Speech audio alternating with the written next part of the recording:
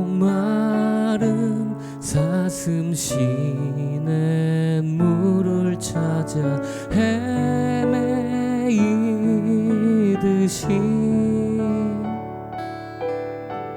내 영혼 주를 찾기에 갈급하나이다.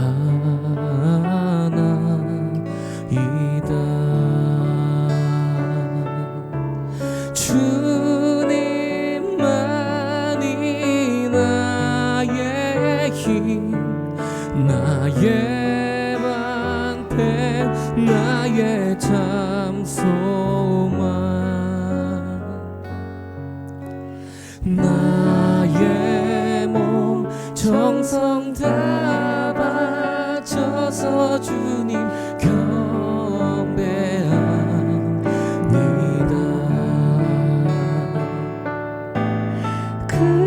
금보다 귀한 나의 주님 내게 만족 주신 주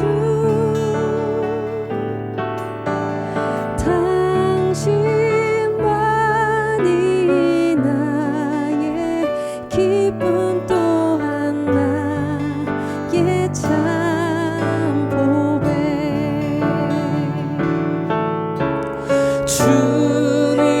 주님만이 나의 힘, 나의 방패, 나의 참 소망.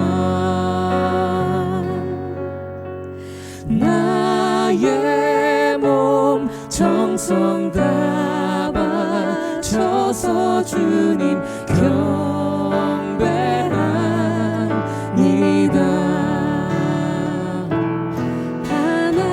하나님은 너를 지키시는 자, 너의 우편에 그늘 되시니 낮의 해와 밤의 달도 너를 해치 못하리. 하나님은 너를 지키시는 자, 너의 환난을 면케하시니 그가 너를 지키시리라. 너의 출입을 지키시리라. 눈을 들어 산을 보아라. 너의 도움 어디서 오나. 천지 지으신 너를 만드신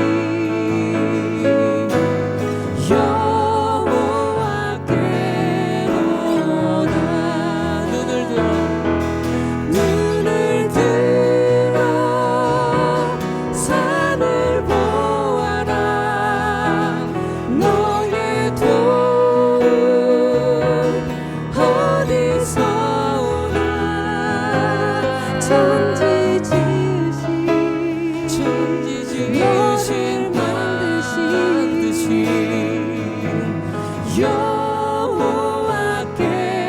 여호와께로다. 천지 지으신 너를 만드신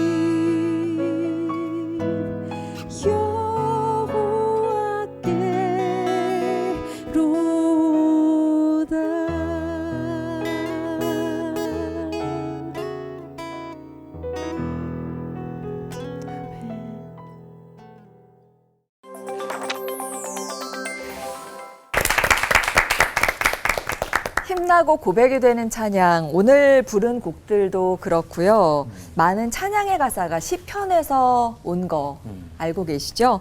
인생의 희노애락을 노래한 시편을 오늘 함께 나누어 보고 싶은데 좋아하는 시편 있으세요? 저는 주님은 나를 쉴만한 물가로 인도하시네. 이 구절만 생각하면은 없던 힘도 막 생겨나는 맞아요. 평안해지죠. 이 시편 안에 정말 많은 구절들이 제 얘기 같을 때가 있어서 맞아요. 말씀 붙들고 기도하면 좀 속이 시원해질 때가 있거든요. 맞아요. 그러니까 이 시라는 좀 친근한 문체 때문이 아닌가 좀 싶어요. 저는 약간 그 궁금한 게 좀 있었어요. 시편 찬양이 참 많거든요. 근데 그러다 보니까 그 제가 지금까지 살면서 성경에서 가장 많이 읽었던 시가 시편이었었어요. 노래를 만들기 전에도 항상.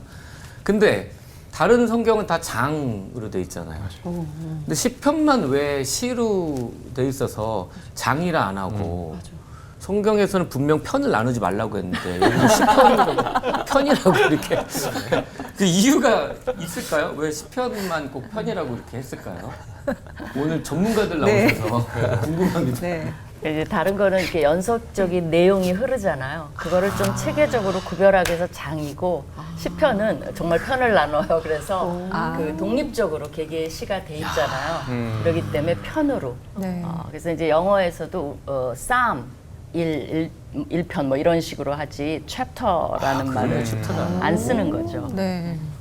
역시 구약과 목사님. 대표로 네. 잘 네, 얘기해 다 주세요. 동일한 다 동일한 것 같아요. 이하 동문 뭐 이렇게 네. 하셔도 될 것 그 같아요. 이절은 그죠? 우문현답이네요, 진짜. 네.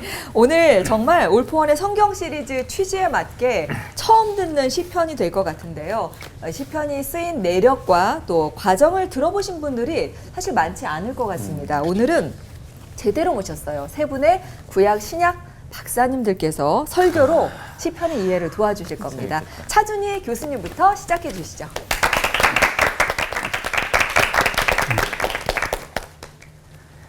시편은 성경에서 가장 많이 읽히는 책 중에 거의 뭐 원투 이렇게 될 정도로 많이 읽힙니다. 시편은 하나님을 향한 인간의 진솔한 목소리예요. 그래서 인생의 희로애락이 모두 담겨 있습니다. 시편은 어떻게 쓰였을까? 한 1000년에서 한 800년 정도에 걸쳐서 여기저기서 이렇게 쓰여졌던 것들이 나중에 포로기 이후에 모아졌어요. 그래서 1000년의 작품이다. 이럴 수 있죠. 레위 지파 음악가들이 성전 예배에 쓰는 성가용으로 그때 모은 것이 오늘의 시편입니다. 근데 시편에 보면은 다윗의 시가 굉장히 많이 나와요. 그럼 거기는 어떤 의미가 있을까? 성경에 보면요, 다윗은 사무엘하 1장 17절 18절에 보면 다윗을 작사자로 표현했어요. 작사자. 그리고 사무엘상 16장 17, 19절에 보면 악기 연주자예요. 연주자로 나옵니다. 또한 사무엘하 23장 1절을 보면 노래하는 자, 가수이기도 해요. 그리고 역대상 25장 1절을 보니까 성전 음악의 창시자예요. 또. 그러면은 성경은 다윗을 이스라엘 역사상 최고의 작사자, 연주자, 수금 연주자예요. 그 다음에 성악가, 성전 음악의 창시자 이렇게 여기고 있습니다. 시편의 절반가량이 위대한 음악가인 다윗에게 돌려주고 있는 것은 어찌 보면은 당연한 거죠. 150편 가운데 73편이 다윗의 것이에요. 거의 절반입니다. 그래서 당연히 구약에서 음악가 하면 다윗이기 때문에 절반 이상이 다윗에게 돌려진, 절반 정도가 다윗에게 돌려진 것은 당연하다. 또 하나 의미가 있다면 시편에 있는 것들이 허구적으로 만들어진 게 아니고 역사적인 특정 인물들이 삶 속에서 실제로 경험해서 나온 노래고 기도입니다. 라는 사실도 말해주는 것이 다윗의 시가 갖는 의미입니다. 다윗의 시는요, 여러분 시편은 5권으로 되어 있어요. 몰랐죠? 시편 1편에 제1권 그렇게 적혀 있어요. 42편에 제2권 이렇게 되어 있고. 이거 눈여겨 안 보더라고요. 맞아요. 예, 전체가 시편이 5권입니다. 왜 5권일까? 오경은 5권이죠. 하나님이 모세를 통해서 5권의 율법을 주셨다면 다윗을 통해서 그 하나님의 말씀에 대한 인간의 응답으로 5권의 시편을 줬다. 이래서 5대5가 됩니다. 시편을 꼼꼼히 읽어보신 분들은 셀라라는 표현이 나오는 걸 보고 이게 뭘까 해요. 셀라. 정확하게 말하면은 아직 무슨 뜻인지는 몰라요. 근데 많은 학자들이 동의하는 거는 쉼, 음악의 쉼이라는 거예요. 그러면 여러분 음악부의 쉼이라고 나오면 그냥 노래하다가 잠깐 쉬면 되죠. 그죠? 근데 노래하다가 쉼 그럼 사고죠. 그렇죠? 셀라는 발음하면 안 됩니다. 그 앞에서 쉬면 돼요. 그냥 읽을까 말까 하다가 안 읽으면은 통과. 읽으면은 지뢰 밟은 거예요. 가끔 읽으시잖아요. 네, 음악부예요. 음악부 읽으면 안 돼요.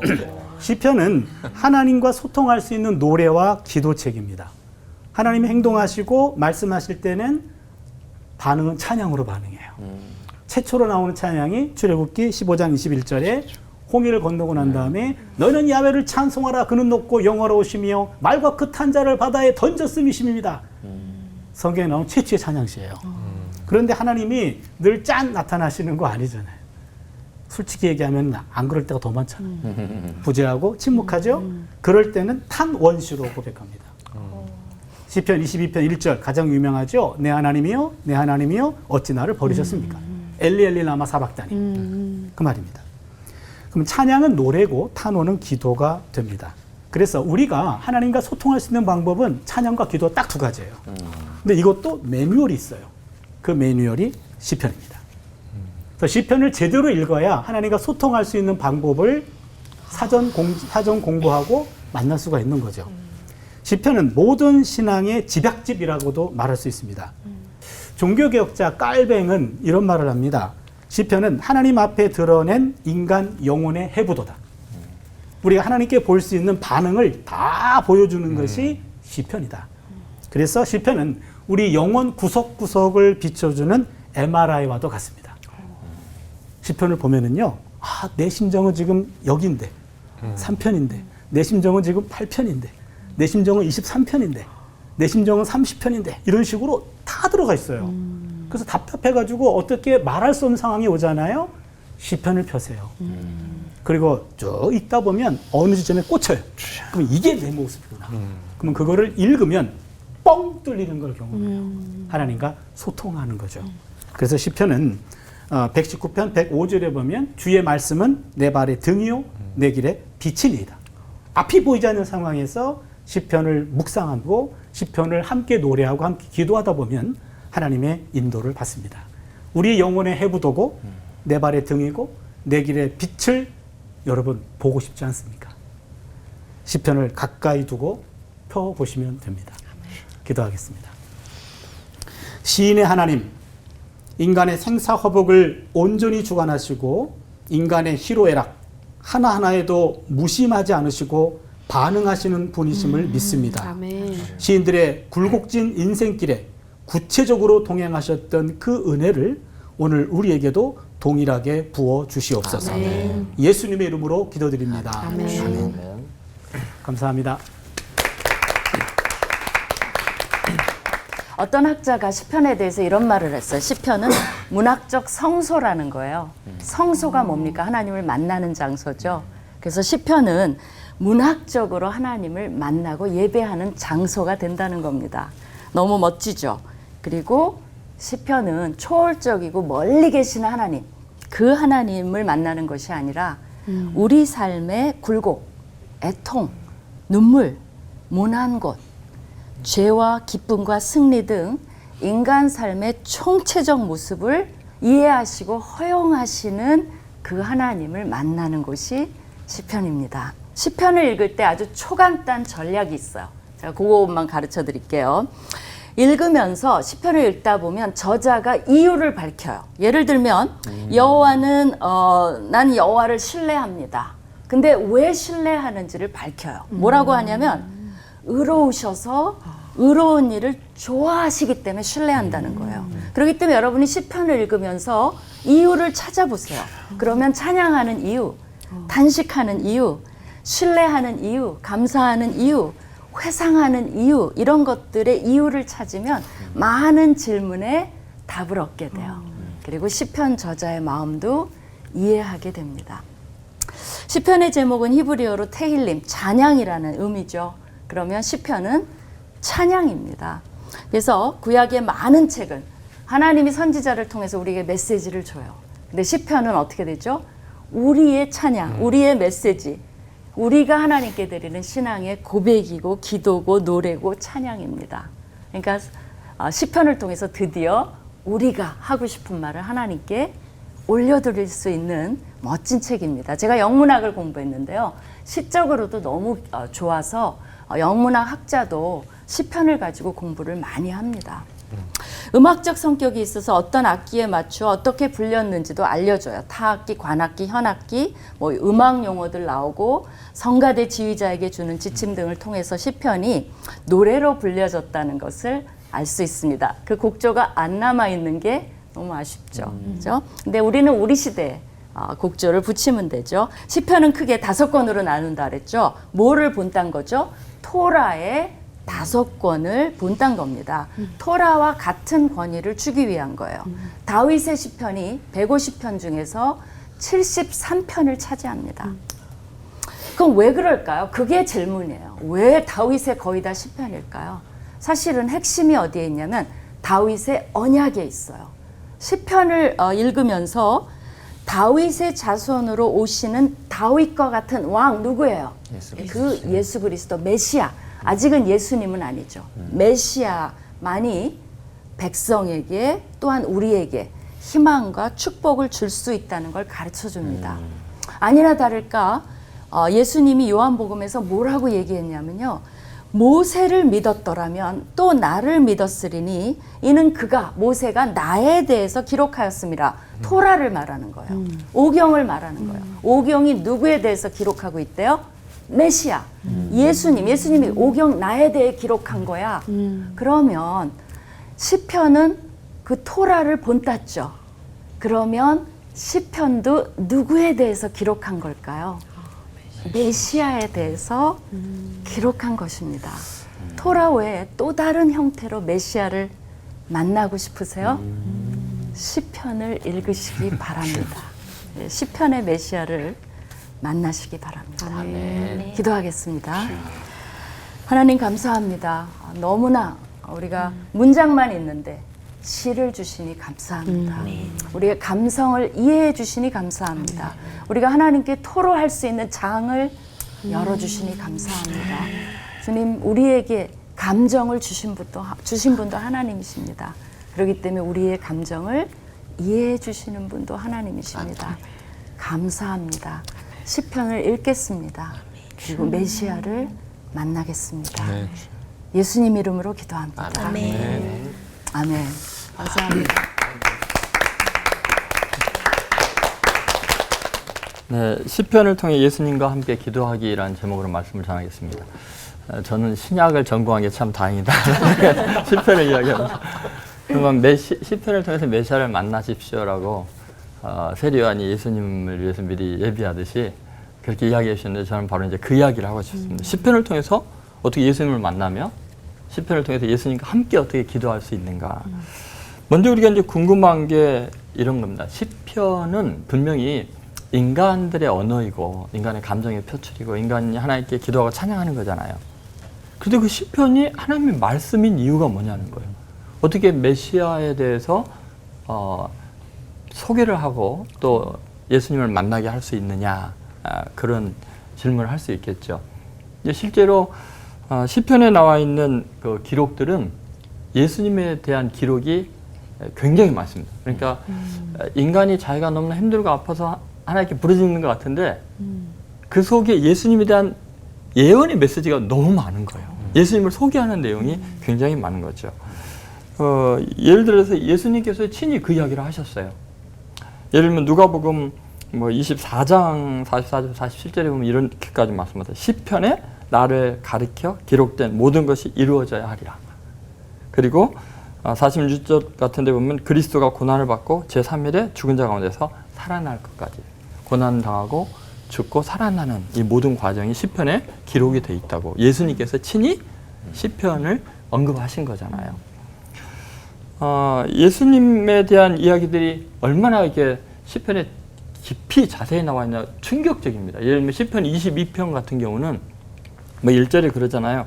나의 하나님 어찌하여 나를 버리셨나이까. 예수님께서 십자가 위에서 마가복음 15장 34절에 보면은 크게 소리 지르면서 뭐라 했어요? 엘리 엘리 라마 사박다니. 그게 뭐예요? 나의 하나님, 나의 하나님 어찌 나를 버리셨나이까.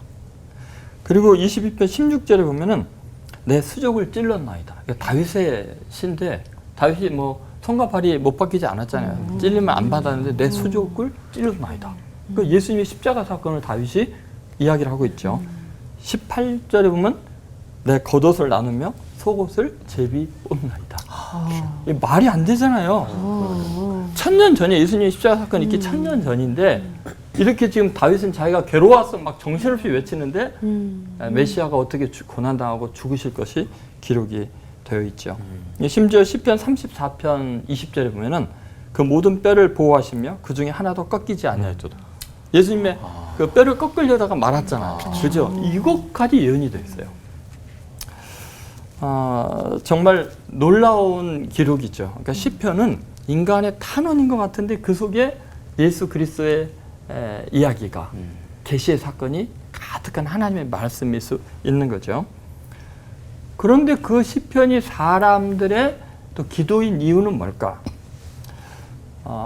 사실은 시편은 그냥 우리들이 아파하고 힘들어하고 괴로울 때 하나님 앞에 그냥 탄원하면서 또는 너무나 기쁠 때 찬양하면서 감사하면서 지은 시들입니다. 그런데 놀랍게 그 속에 예수 그리스도가 있다는 것은 예수님이 바로 육신을 입고 이 땅에 오셨기 때문에 말씀이 육신이 되어 우리 가운데 거하시고 모든 고난에 우리와 한결같이 예수님이 동참하셨기 때문에 우리들의 외침은 예수님의 외침과 떨어질 수가 없어요. 예수님이 우리와 함께 하시기 때문에. 그래서 시편의 내용들은 놀랍게도 그 요한복음 1장 14절에 나오는 말씀이 육신이 되어 우리 가운데 거하시며 우리가 그 영광을 보니 아버지의 독생자의 영광이요. 그 다음 뭐라 했어요? 은혜와 진리가 충만하더라. 다시 말해서 시편에 있는 내용은 예수님에 대한 이야기이면서 우리의 고통스러운 또는 감사하는 내용인데 그 안에는 시편 속에는 은혜와 진리가 충만한 하나님의 언어들이 가득 차 있는 거예요. 다시 말해서 우리가 시편으로 기도하면서 예수님과 함께 기도할 때 굉장히 중요한 의미가 뭐냐면 기도는 인간의 언어들을 그냥 가감없이 막 표출하는 게 기도가 아니라는 거예요. 은혜와 진리가 충만한 예수님의 마음으로 하나님과 교제하는 것이 시편의 기도로 우리가 나아가는 거예요. 그게 어떻게 가능하냐면 이게 성령의 감동으로 되기 때문에 가능해요. 그래서 두 분께서도 이야기했지만 시편의 73편이 뭐 다윗의 그 시편이지만 다윗과 관계된 다윗이 가르친 뭐 아삽이라든지 고라라든지 솔로몬 왕, 뭐 다윗의 아들이잖아요. 그 나머지 사람들에서 한 다윗과 관계된 것이 한 100편 이상이거든요.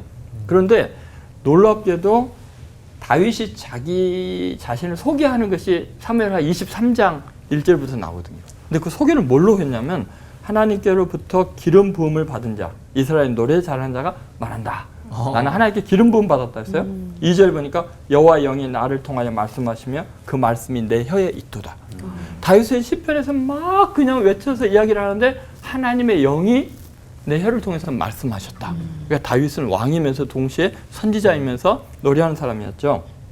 예수님도 이걸 이야기를 강조로 하셔요. 마태복음 22장 43절에 다윗이 성령에 감동하여 어찌 그리스도를 주라 칭하여 말하되 이런 식으로 예수님도 다윗이 성령에 감동해서 하나님의 말씀을 하고 있다고 이야기를 하죠.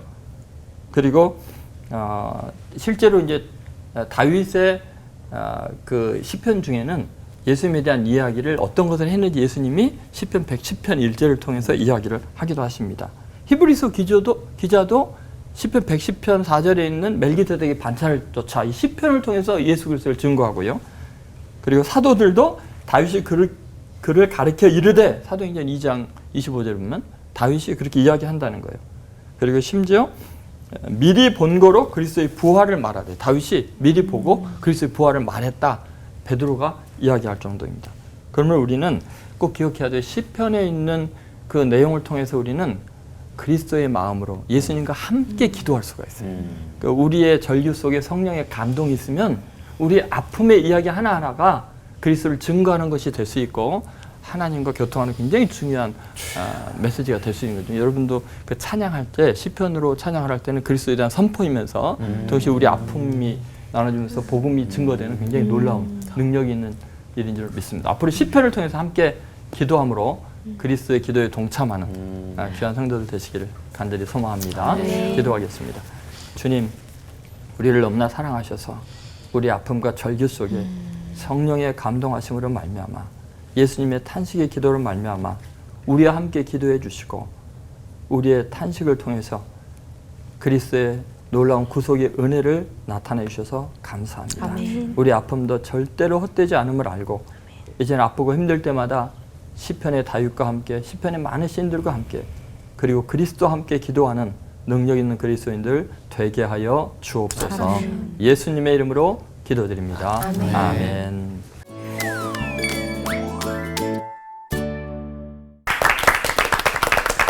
대부분의 성경이 하나님이 우리에게 하시는 말씀이라면 시편은 우리가 하나님께 드리는 찬양이자 또 기도이자 탄원이라는 점에서 너무나 인간적인 성경이구나라는 생각이 들고요.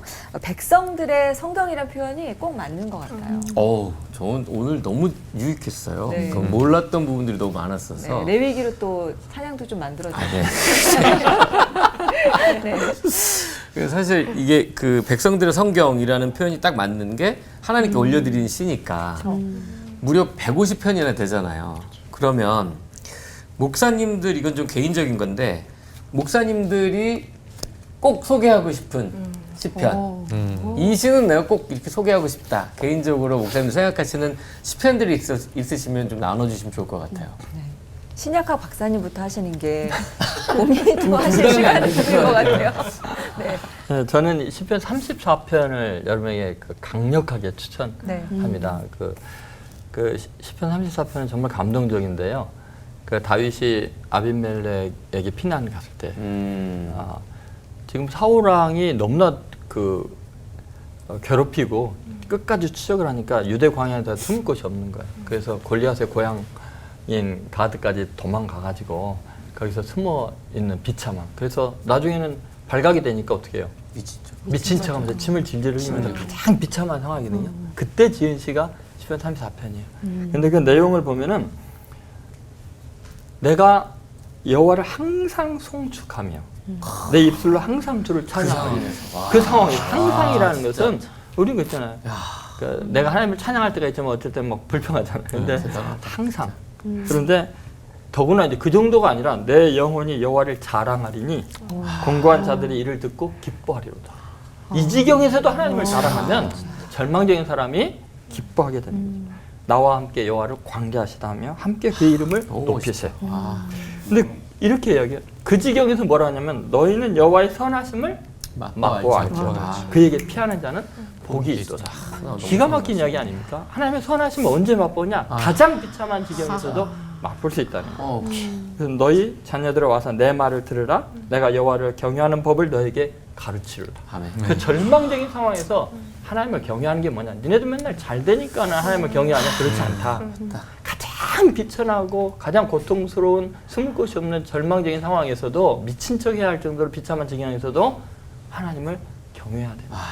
네, 그런 내용이죠. 그래서 시편 34편을 읽으면 용기가 불끈불끈 솟아나고요. 절망이 불가능해지지 않나. 그런 생각을 하게 됩니다. 너무 감동적이네요. 저는 시편 119편을 소개해드리고 싶어요. 성경에서 길이가 가장 길어요. 그리고 신구약의 중앙에 있는 게 시편 119편이에요. 그리고 이게 이제 특이한 게 답관체라는 말을 쓰는데 그게 뭐냐면 그 각 연의 첫 글자가 그 알파벳 순으로 나가요. 예를 들면 우리나라 말로 하면 기역, 니은, 디귿 이렇게 나가는 거예요. 첫 글자는 가라. 그 다음에 노을. 세 번째는 뭐 디귿이면 뭐 다람쥐 뭐 이런 식으로 지금 막 하려니까 안 나는데 그런 식으로 기역, 니은, 디귿 쭉 나가는 거예요. 그래서 히브리어 알파벳은 22자예요. 그런데 22개가 있는데 각 연이 8절씩이에요. 이 8절이 전부 기역 이렇게 니은 디귿 이렇게 해갖고 22 나오는 거죠, 연들이.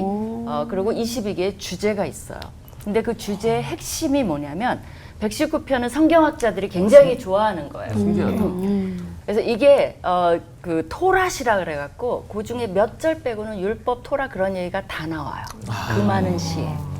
아, 진짜. 예, 그리고 C.S. 루이스가 뭐라고 했냐면 오랫동안 이 시를 조용한 시간에 한 뜸 한 뜸 술을 놓듯이 수련된 장인이 여가를 즐기면서 만든 작품과 같다. 그래서 토라의 완전성, 말씀의 완전성, 전적인 순종, 이런 조화, 균형미, 수려한 시문학 형태가 시편 119편이에요. 그래서 지금부터 장장의 시간을 들여서 119편을 낭송하려고 합니다. 라고 하면 우리 이제 제작진들이 너무 놀라실 것 같아서 그 중에 몇 구절만 네. 여러분이 익숙한 게 많이 들어있을 거예요. 행위가 온전하여 여호와의 율법을 따라 행하는 자는 복이 있으며 청년이 무엇으로 그의 행실을 깨끗게 하리이까 뭐예요?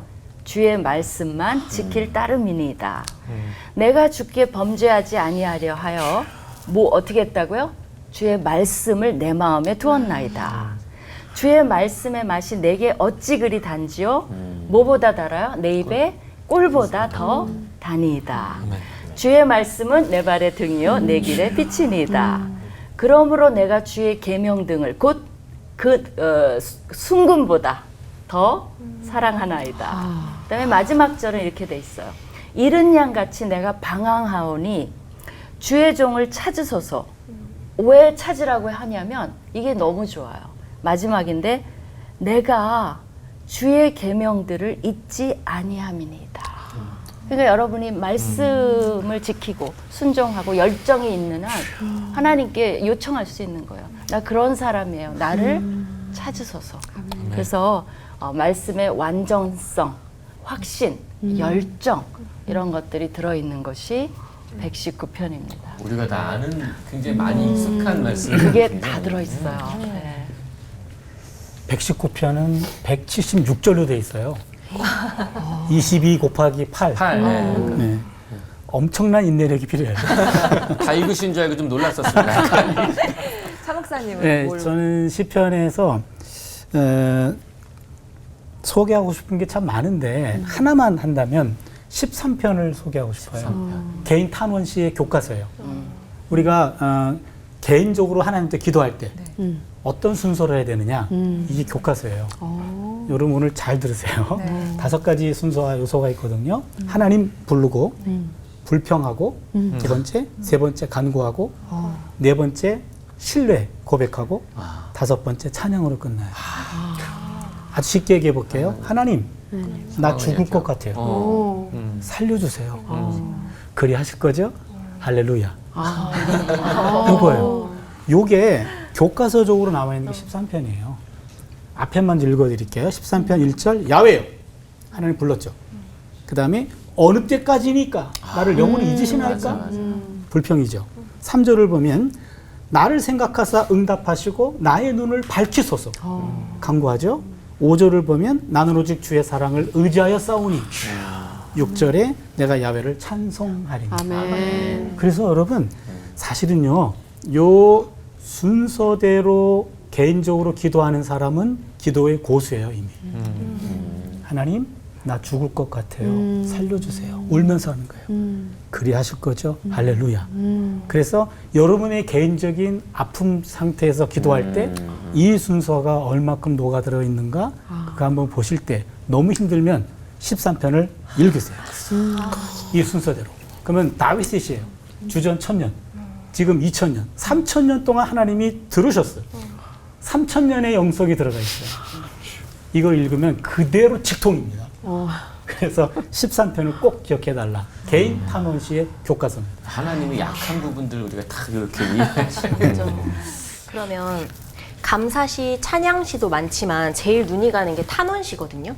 근데 시편의 기도가 예수님의 기도이고 다윗의 기도이고 또 우리의 기도라면 원수를 향한 아주 극단적인 저주의 기도들도 괜찮은 건가요?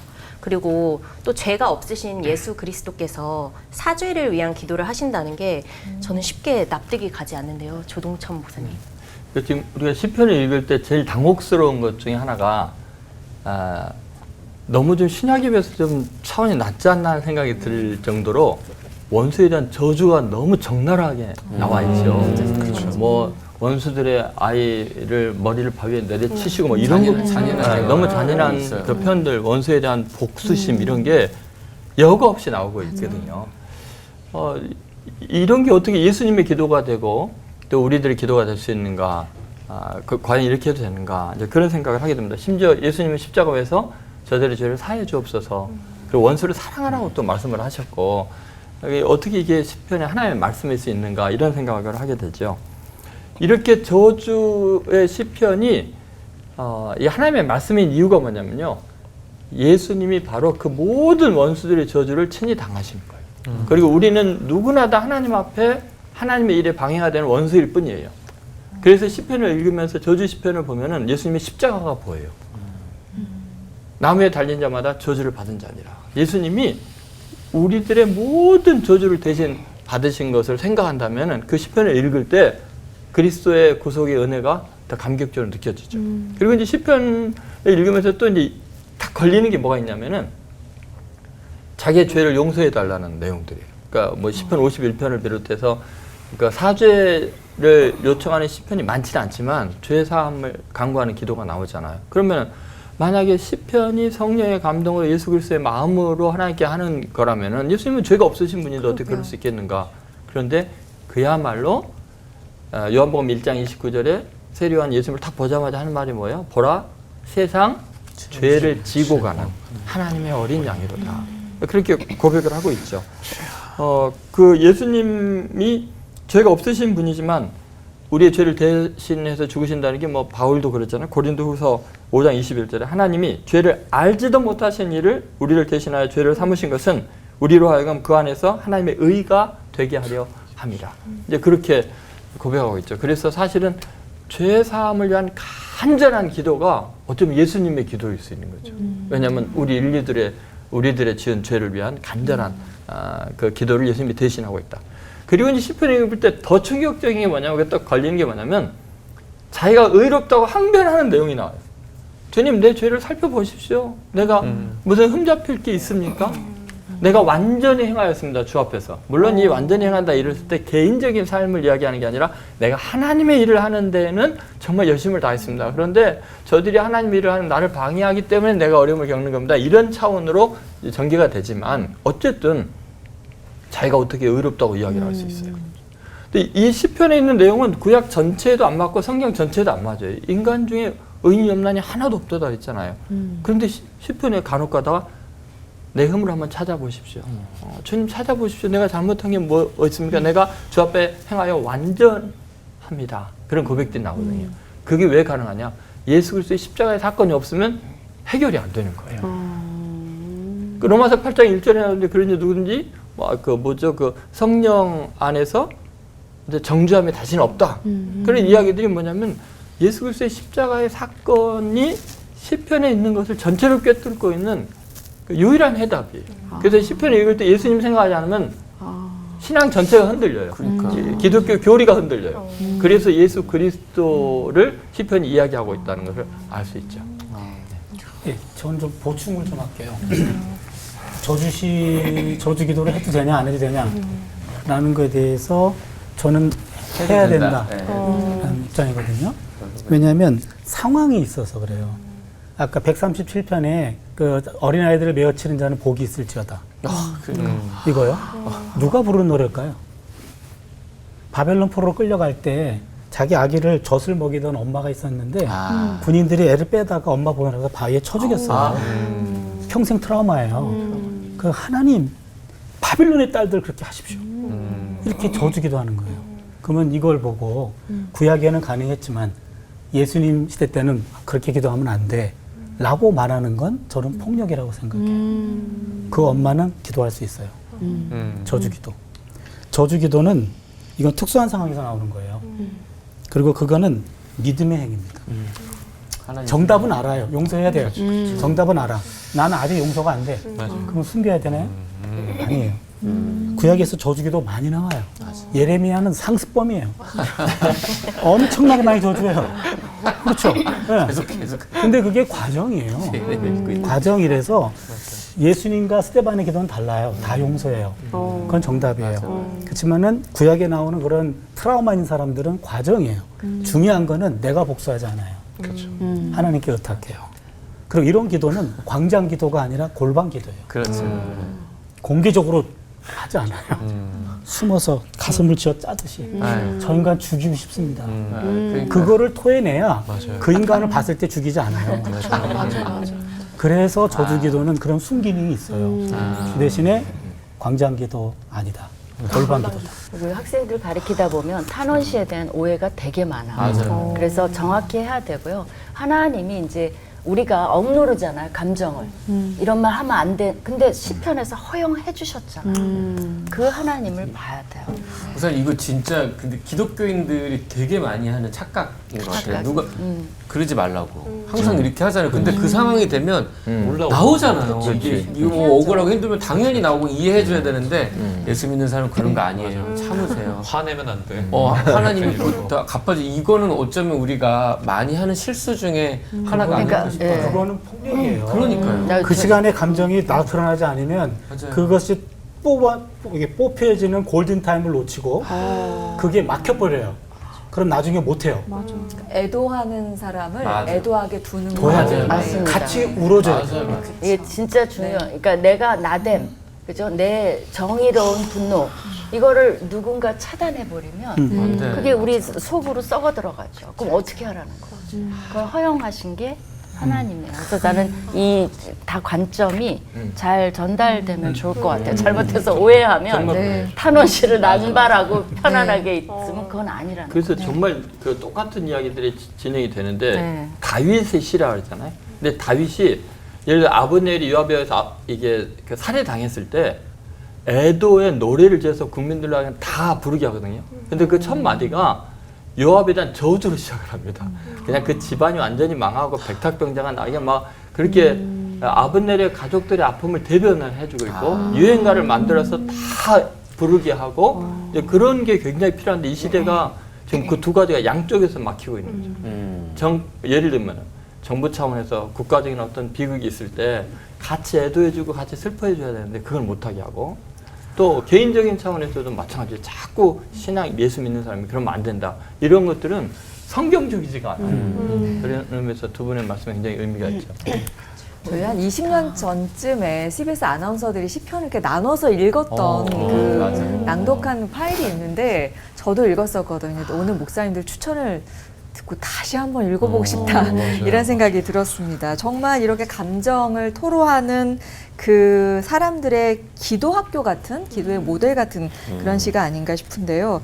우리들의 시편을 써보는 것도 참 좋겠다 이런 생각도 들었어요. 근데 저는 오은 씨 그 노래 중에도 있어요? 내일은 잘해줄게 네, 이게 정말 있어요. 생활에 나오는 솔직한 감정 불러주세요. 부르는 노래. 내일은 잘해줄게. 내일. 좀 더 노력할게. 저희 아이들 보면서 내일은 좀 잘해줘야겠다라는 좀 다짐을 굉장히 담은. 솔직한 찬양. 근데 그거 아시죠? 네. 내일은 없는 거.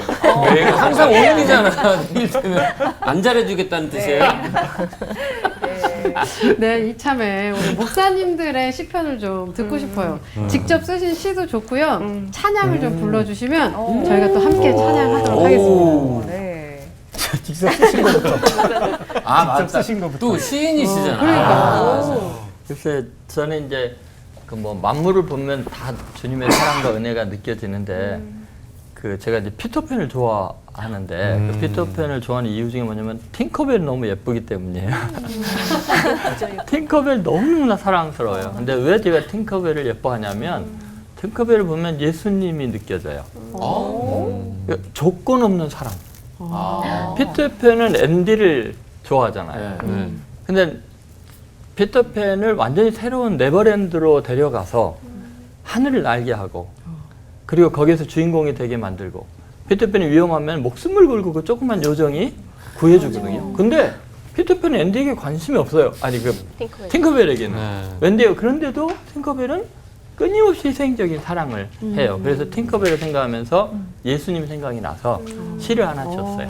그래서 이제 팅커벨과 예수님을 매치시키면서 한번 들어보세요.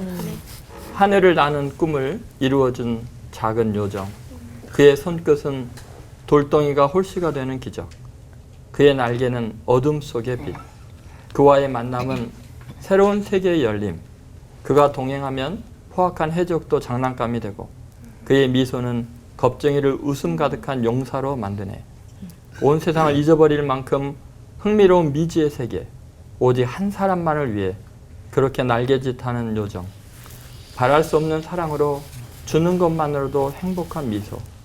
지칠 줄 모르는 열정으로 격려하고 일으켜 세우는 근성. 아, 그렇게도 작은 요정 팅커벨. 그 도도함이 어디서 나오는가? 그 요정의 사랑은 온 세상보다 더 큰 부요함. 이어서 이제 팅커벨의 네버랜드라는 이제 팅커벨의 네버랜드, 이제 하나님의 나라, 이 땅에서 삶 현실이 아니라 팅커벨이 이끌어, 예수님이 우리에게 이끌어준 네버랜드의 세계에 대한 이제 시를 간단히 적었어요. 여기 있어도 너의 시간만을 본다. 너가 서 있는 그 시간 속을 산다. 여기는 껍데기뿐인 세상. 거기는 꿈을 현실로 누리는 나라. 너가 있는 그 공간, 그 속을 거닌다. 너가 있으므로 내가 존재하니 너는 내 인생의 그 그림자, 그 친밀함으로 만난다. 너가 있기에 난 날개가 없어도 난다. 넌 내게 중력보다 더 큰 의미, 그 신비. 아, 내 소중한 사람아. 결코 너 없는 세상을 꿈꾸고 싶지 않노라. 난 영원한 그 사랑의 나라, 그 기쁨에 빠져드는구나. 시인이시네. 윤희 목사님은 또 어떤 보미 씨 울어요. 아니 음악까지 깔린. 음악. 아니 너무 저는 이 네. 찬송가가 있는데 우리 가정 예배 드릴 때마다 이것만 불러요. 왜냐하면 우리 아이들한테 아빠 천국 가면 추도 예배 드릴 때 이거 불러줘. 이거 불러줘. 왜냐면 우리 아이들이 찬송가 잘 몰라요. CCM만 알아요. 찬송가 피는 순간 몰라요. 그래서 이 노래만큼은 좀 인이 박이도록. 그게 301장에 나와 있는 지금까지 지내온 거 그거거든요. 1절은 이 과거의 삶에 대한 고백인 것 같아요. 2절은 현재의 삶에 대한 간증이고 3절은요 미래 삶에 대한 다짐이에요. 주님 오실 날, 주님 다시 배울 날이 날로 다가와. 그러니까 제 나이 되면은 앞으로 살 날이 더 짧거든요. 지금까지보다. 그러니까는 과거보다 미래가 더 근접하기 때문에 하나님 나라, 하나님의 마음을 생각할 수밖에 없어서 이게 과거와 현재와 미래가 다 담겨 있어서 이 찬송을 부를 때마다 나의 히스토리가 쫙 지나가고 앞이 보이기도 하고 인생의 나침판이 되기도 하고 그래서 이 찬송을 많이 불러야 되는 건가요, 근데? 한번 불러주세요. 약간 분위기가 그래요? 그래요? 조금만 부를게요. 지금까지 지내온 것 주의 크신 은혜라 한이 없는 주의 사랑 어찌 이루 말하랴 자나깨나 주의 손이 항상 살펴주시고 모든 일을 주 안에서 형통하게 하리라.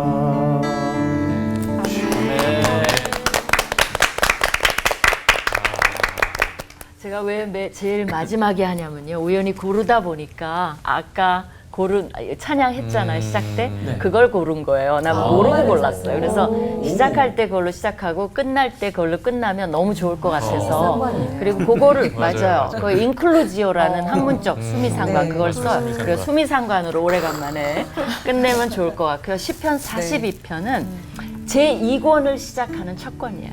네, 그리고 거기에 고라자손의 마스길이라고 그랬어요. 아까 마스길이 뭐라 그랬죠? 기억나요? 안 나죠? 교훈의 시라는 거예요. 그다음에 개인 탄원시예요. 어떤 상황이 벌어지냐면 어찌 나를 잊으셨나이까. 이제 우리가 때로는 하나님이 우리를 잊으신 것 같이 느낄 수 있죠. 그다음에 이게 너무 내 눈물이 주야로 내 음식이 되었다. 그런 적 있나요? 식음을 전폐하고 울기만 할 때가 있었나요? 그죠? 아, 우리 봄이 자매 어떻게? 대적이 이게 나는 너무 이거를 느껴본 적이 우리는 이 정도는 아닌 것 같아. 대적이 내 뼈를 찌르는 칼같이 나를 비방한다는 거예요. 그러니까 여러분이 비방을 받아도 정말 죽을 것 같이 비방을 받아본 적이 있나요? 내 영혼이 낙심하고 원수의 압제로 슬프게 다닙니다 하면서 1절이 근데 뭐 하는 거예요? 이 시편의 저자는 하나님이여 사슴이 시냇물을 찾기에 갈급한 같이 이스라엘의 건기는 유명합니다. 정말 물 찾기가 힘들어요. 그러니까 물 찾아 다니는 것 같이 내 영혼이 주를 찾기에 갈급하나이다. 그게 아름다운 거예요. 우리가 너무 고통을 당할 때 하나님을 찾을 수 있다는 게 그게 우리의 길이 있는 거잖아요. 방향이 있는 거잖아요. 힘이잖아요. 얼마나 기쁜 거고 하나님도 너무 좋아하세요. 그래 찾아라. 그죠? 내가 물을 보내줄게. 그런 거 생각하시면서 이 이미지가 너무 좋죠. 사슴이. 그죠? 그거 생각하시면서 저는 못 부르니까 같이 부르면 좋을 것 같습니다. 목마른 사슴시내 물을 찾아 헤매이듯이 내 영혼 주를 찾기에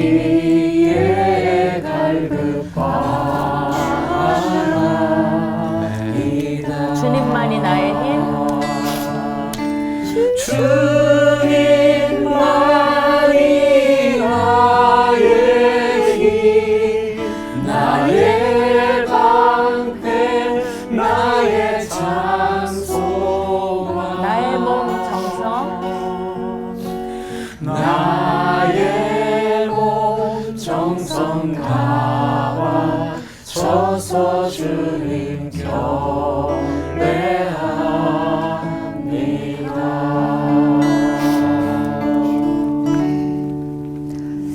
시편이 이렇게도 아름답고 절절했구나. 오늘 새삼 또 느낀 시간이었고요. 아주 입체적으로 경험한 시간이었습니다. 혹시 기도조차 나오지 않는 그런 절망적인 상황에 계시다면 시편 한 구절 붙드시기를 권해드리고 싶네요. 주님께 부르는 노래 시편의 은혜를 기억하면서 오늘 끝인사도 은혜롭게 외쳐보도록 할까요? 예수님의 푸른 초장에서 시처럼 기도하면서 하나 되는 시간 올포 우와!